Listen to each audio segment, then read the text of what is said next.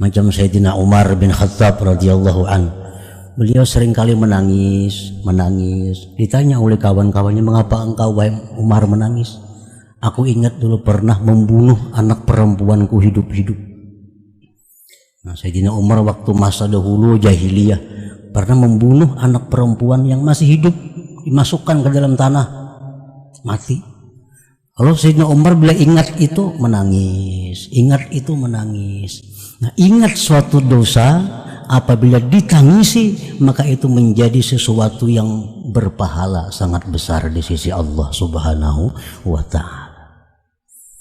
Ingat dosa, lalu kita sedih, kalau kita menangis, itu jadi sesuatu yang bernilai pahala besar di sisi Allah.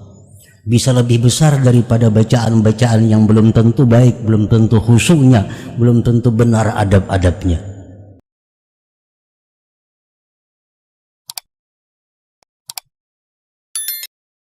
Dan kadang-kadang menetapkan Allah Subhanahu wa ta'ala atas engkau suatu dosa,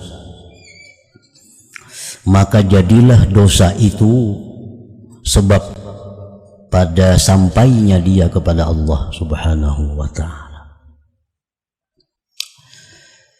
Jadi tidak hanya taat yang bisa menyampaikan seseorang kepada kecintaan Allah, tidak hanya taat yang bisa menyampaikan seseorang kepada keridhaan Allah, tidak hanya taat yang bisa menyampaikan seseorang ke surganya Allah, tetapi ada pula dosa yang menyampaikan seseorang kepada kecintaan Allah. Ada satu dosa yang bisa menyampaikan seseorang kepada ma'rifatullah.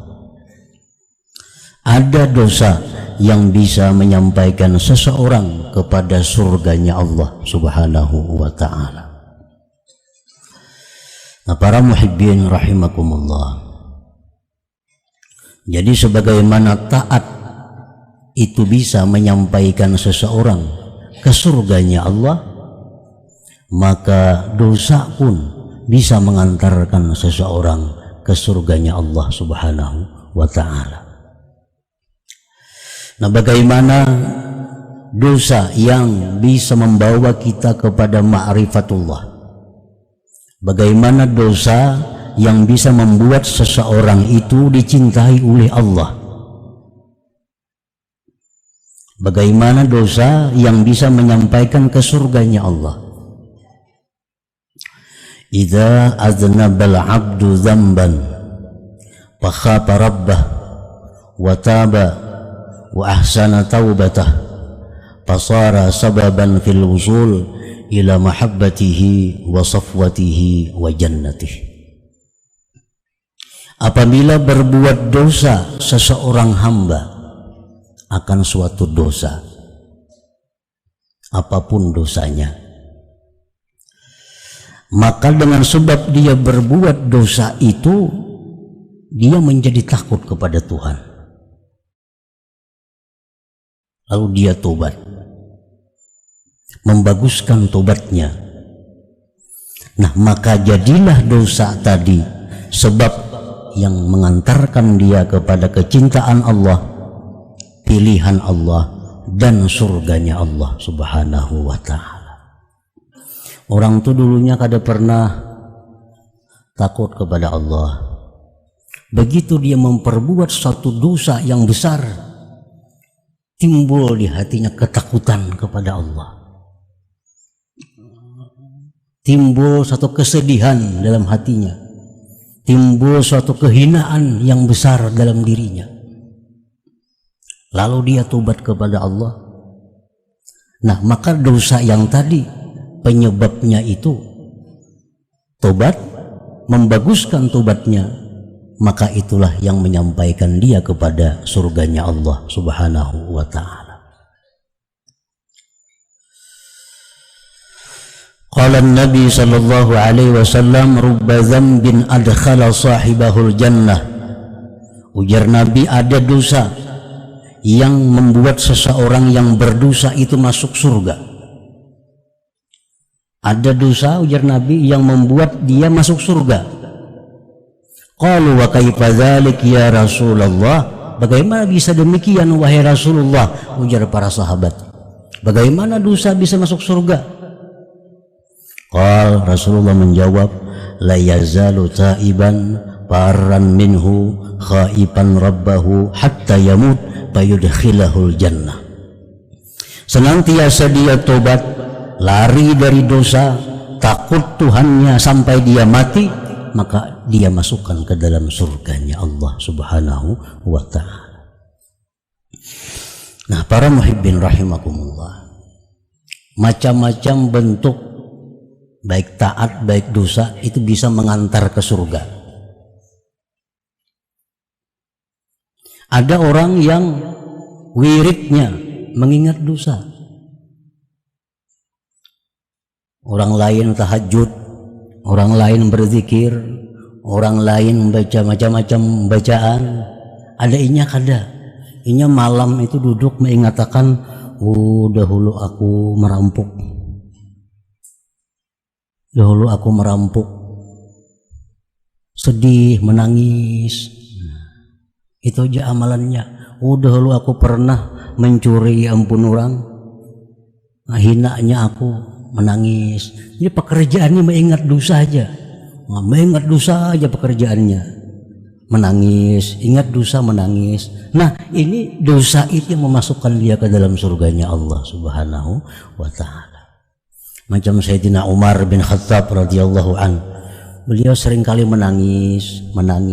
Ditanya oleh kawan-kawannya, mengapa engkau wahai Umar menangis? Aku ingat dulu pernah membunuh anak perempuanku hidup-hidup. Nah, Sayyidina Umar waktu masa dahulu jahiliyah pernah membunuh anak perempuan yang masih hidup, dimasukkan ke dalam tanah, mati. Kalau Sayyidina Umar bila ingat itu menangis, ingat itu menangis. Nah, ingat suatu dosa apabila ditangisi maka itu menjadi sesuatu yang berpahala sangat besar di sisi Allah Subhanahu wa ta'ala.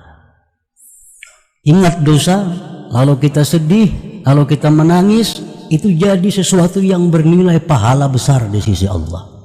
Bisa lebih besar daripada bacaan-bacaan yang belum tentu baik, belum tentu khusyuknya, belum tentu benar adab-adabnya. Nah, ini yang dimaksud oleh Nabi kita, bahwa ada dosa itu yang membawa seseorang ke surga. Ingat dosa, menangis. Ingat dosa, sedih. Nah, dosa ini yang mengantarkan dia kepada surga. Dosa ini yang mengantarkan dia kepada ma'rifat kepada Allah Subhanahu wa ta'ala.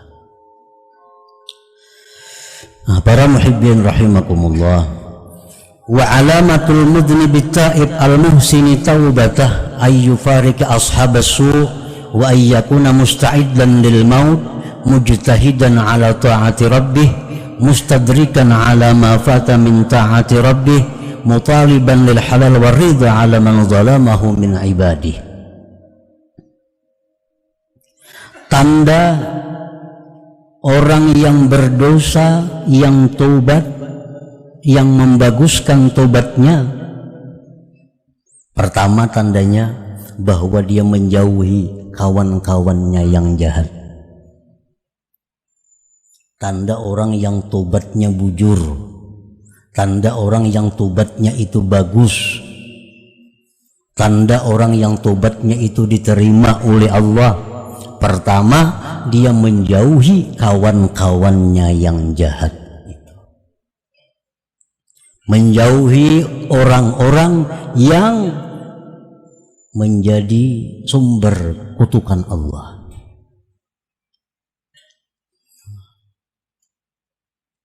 Menjauhi orang-orang yang menyebabkan dia mendapat percikan daripada laknatnya Allah. Kalau yang kita kawani orang yang disayang oleh Allah, kita akan dapat percikan rahmatnya Allah. Kita akan dapat percikan berkah dari Allah. Walaupun kita duduk di samping orang yang disayangi Allah, walaupun kita guring kada beribadah, tapi di samping orang yang dicintai Allah, maka rahmat Allah itu sampai kepada kita. Berkah Allah akan sampai kepada kita karena kita berada di dekat orang yang disayangi, dicintai oleh Allah Subhanahu wa ta'ala. Nah, demikian halnya kita duduk berdampingan dengan orang-orang yang selalu dilaknat oleh Allah, dimurkai oleh Allah. Duduk kita di sampingnya, walaupun kita tidur, walaupun kita tidak berbuat seperti perbuatannya, tapi kita dapat sawabnya, sawab kada baiknya. Dapat sawab kada baiknya. Nah, jadi misalnya kita duduk betatai lawan orang nang dimusuhi Allah, dimurkai Allah, disimburkan lawan banyu panas, ngarang betatai duduk, tekanan juga kita percikan banyu panas itu. Nah, jadi tanda orang yang tobat, yang membaguskan tobatnya itu, pertama dia mesti jauh dulu dirinya dari orang-orang yang jahat itu. Jauh dari orang-orang yang jahat. Yang kedua, tandanya orang yang membaguskan tobatnya itu bahwa dia mempersiapkan diri untuk kematian. Mempersiapkan diri untuk kematian. Nah, bila kita kadang mempersiapkan diri untuk kematian, tentu kita akan mengalami kesusahan, penderitaan. Kematian itu mulai sakaratul maut, ada persiapan khusus yang diajarkan Rasulullah. Menghadapi munkar nakir, ada persiapan khusus supaya bisa lulus dari munkar nakir. Dibangkit dari kubur menuju padang mahsyar yang sangat panas, itu ada persiapan khusus agar kita bisa terhindar dari panasnya waktu itu. Menghadapi pertimbangan amal, menghadapi titian, itu semua ada persiapan agar bisa selamat sampai ke tujuan surga Allah. Nah, orang yang tobatnya benar, orang yang tobatnya diterima Allah, dia mempersiapkan segala-galanya untuk menghadapi tantangan-tantangan yang demikian tadi.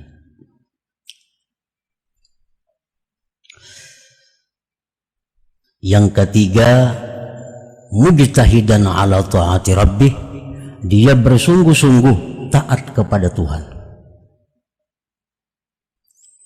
Mustadrikan ala ma fata min ta'ati rabbih, dia memperdapati atas yang keluputan daripada taat kepada Tuhan.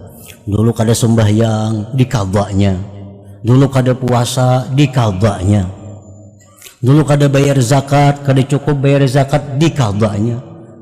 Ini tanda orang yang tobatnya diterima oleh Allah. Tanda orang yang dosanya itu membawa dia ke surga. Tobatnya bagus. Nah, tobat yang bagus itu antara lain adalah memperdapati yang luput daripada Tuhan. Sembahyang dulu banyak kada sembahyang, diperdapati, dibayar. Zakat dulu kurang dari sebenarnya, sekarang bayar. Puasa dulu kada puasa, bayar. Ini tandanya orang yang membaguskan tobat. Mutaliban lil halal war ridha ala man zalamahu min ibadi, menuntut halal, ridha atas orang yang pernah dia zalim dari hamba-hamba Allah Ta'ala. Nah, dulu pernah itu kusakiti, datangi minta halal, minta ridha. Dulu itu pernah ku aniaya, datangi minta halal, minta ridha. Dulu duitnya itu pernah ku ambil, minta halal, minta ridha. Dulu pernah minum di warung kada bayar, datangi ampun warung, minta halal, minta ridha. Dulu wadai 3 bapadah 2, datangi minta halal, minta ridha. Tanda membaguskan tobat itu. Jadi kalau hanya sekedar menyesal, berhenti, bagi kita kada berbuat dosa lagi, tapi kada ada membayar Nah, kadang memperdapati, kadang minta keridhaan, itu tobatnya tentu tidak bagus, tobatnya tidak diterima oleh Allah Subhanahu wa Ta'ala. Nah, jadi apabila kita berbuat satu dosa lalu tobat, dibaguskan tobatnya, maka dosa tadi akan membawa kita kepada surga Allah Subhanahu wa Ta'ala. Fakam min waliyyin min awliya'illah kana mujaniban ta'ata rabbih summa taba wa ahsana taubatah fasara ila ma sara ilaih. Berapa banyak wali daripada wali-waliullah yang dulunya jauh daripada taat kepada Tuhan, kemudian tobat dia, membaguskan tobatnya, akhirnya jadilah mereka kepada sesuatu yang jadilah mereka kepadanya. Tidak sedikit wali-wali Allah itu nang asalnya orang ini sangat jauh dari Allah. Tidak sedikit wali-wali Allah nang asalnya dulu ahli maksiat kepada Allah. Tapi karena mereka menyadari kehinaan dirinya dengan maksiat itu, lalu mereka tobat, membaguskan tobat, akhirnya mereka jadi aulia Allah Subhanahu wa Ta'ala. Misbah Fudail bin Iyad contohnya yang terkenal sudah kisahnya. Karena syatira, dulunya perampok. Nah, dulunya perampok. Kemudian tobat, membaguskan tobatnya, maka jadilah dia min kibaril aulia, aulia besar.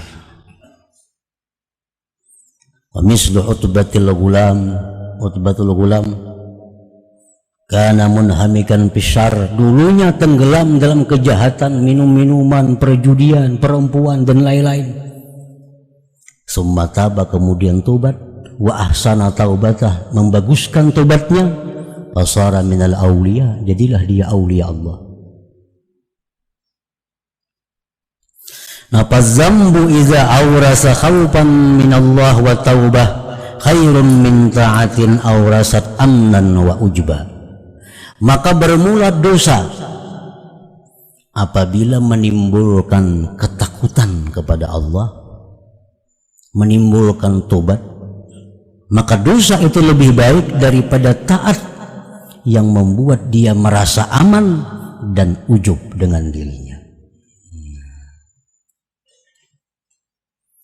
Ini dosa, maksiat, tapi mbak itu takutan lawan Tuhan.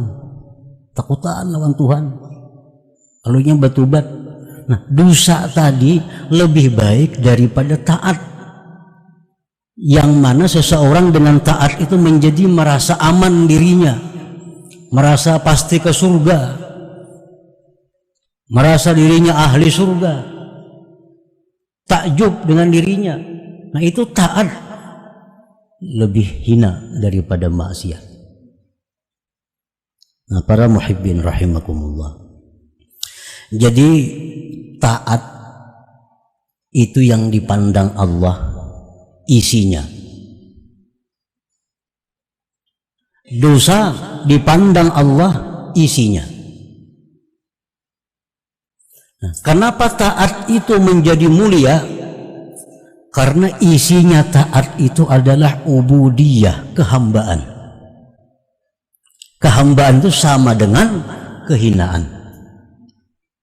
Jadi kalau kita berbuat taat, kalau diri kita merasa menjadi hamba Allah, diri kita merasa hina, diri kita merasa butuh kepada Allah, nah ini taat yang bermakna di sisi Allah, taat yang diterima oleh Allah. Kenapa maksiat itu menjadi musuh Allah?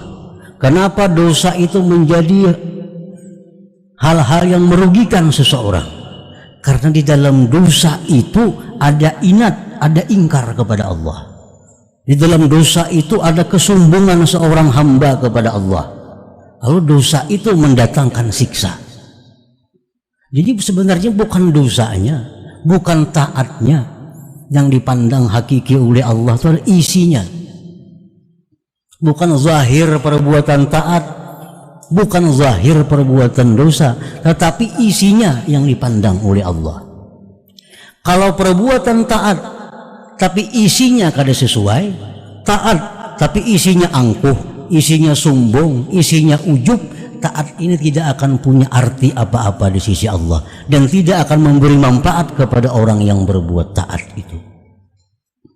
Nah demikian dosa. Kalau dosa ini dalamnya berisi kehinaan, dosa ini berisi bahwa dia sangat berhajat kepada perlindungan Allah, maka dosa ini menjadi sesuatu yang menyebabkan dia diridhai oleh Allah Subhanahu wa taala. Nah, jadi bukan dosanya, bukan taatnya yang dipandang Allah, tapi isi dari keduanya itu. Nah, sebagaimana berkata Imam Ahmad ibnu Athaillah, maksiatun awrasat dhulla wa iftiqara khairun min ta'atin awrasat izza wa istikbara. Maksiat tapi menimbulkan kehinaan dan keberhajatan kepada Allah lebih baik daripada taat yang menimbulkan kemuliaan dan kesombongan.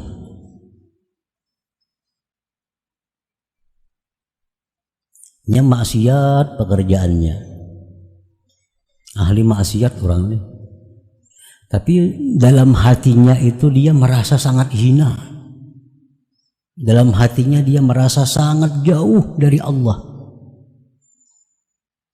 dalam hatinya dia sangat berhajat kepada perlindungan Allah. Nah ini lebih baik daripada orang yang tahajud, sembahyang, macam-macam, tapi dia merasa dirinya besar. Nah, merasa dirinya ini sombong, merasa dirinya ini angkuh, ujub dan sebagainya. Karena bertentangan dengan buah, dengan isinya tadi. Taat bermanfaat kepada kita, dihargai oleh Allah bila taat itu berisi ubudiyah, kehambaan. Kehambaan artinya kehinaan. Nah, dosa itu menjadi penyakit, dosa menjadi azab bila isinya keangkuhan, bila isinya keangkuhan, keingkaran. Nah apabila dibalik yang dipandang itu isinya. Walidzalika qila, oleh karena itu dikatakan orang al-jahil al-mutawadhi' lillahi ta'ala khairun minal alim awil abid al-mutakabbir. Orang jahil, kada punya ilmu, tapi dia tawadhu. Tapi dia tawadhu, dia merasa kebuduhan dirinya, dia merasa kehinaan dirinya. Si jahilnya itu lebih baik daripada orang alim atau ahli ibadat yang sombong. Yang sombong. Ilmu itu bisa bermanfaat kalau membuahkan. Membuahkan apa? Membuahkan kehinaan diri kita, membuahkan kebesaran Allah Ta'ala. Itu ilmu yang bermanfaat. Kalau punya ilmu banyak tapi kada membuahkan itu, ilmu kada ada manfaatnya, kada ada manfaatnya. Al-asi al-mutazallil khairun minat ta'i'il mutakabbir. Orang yang maksiat kepada Allah tapi dia merasa dirinya hina di sisi Allah, merasa dirinya lebih hina dari orang-orang lainnya, itu lebih berharga di sisi Allah daripada orang yang taat namun dia merasa besar. Taat tapi sombong. Nah para muhibbin rahimakumullah, dikisahkan di zaman Bani Israel ada seorang pemuda yang kemaksiatannya itu lengkap. Ia penjudi, pemabuk, penjina, macam-macam lah kemaksiatan. Dan demikianlah pekerjaan pemudanya setiap hari, selalu maksiat, sehingga disebut ini bambunya Bani Israel. Suatu hari si bambung Bani Israel ini duduk melihat lewat di jalan itu ada seorang ahli ibadah, ahli taat kepada Allah. Si ahli ibadah ini berjalan, awan menaungi di atasnya. Nah karamatnya si abid ini, kemana dia pergi awan itu mengiringi. Nah si Bambung tadi melihat, itu orang ahli ibadah, hebatnya, mulianya dia, awan aja menaungi kemana berjalan. Aku maka berbuat maksiat, aku berbuat dosa, hinanya aku di sisi Allah, hinanya aku di sisi Allah. Lalu dalam hatinya terbuka, aku ingin mendatangi si Abid tadi, barangkali aku ada dapat berkatnya, barangkali ada dapat syafaatnya. Maka si Bambung tadi jalan mendatangi si Abid tadi. Si Abid tadi duduk, si Bambung tadi duduk di sampingnya si Abid tadi. Si Abid na ahli ibadah ini melihat dihiga, oh ini pemabuk dihigaku nih, penjudi, penduduk betatai aku sini, kumuan nih, tinggalkan aku, jangan berparak sini, jangan berparak sini, kamu jauh pada sini. Kalau cocok betatai aku macam itu, kalau pantas orang seperti ini betatai duduk lawan inya.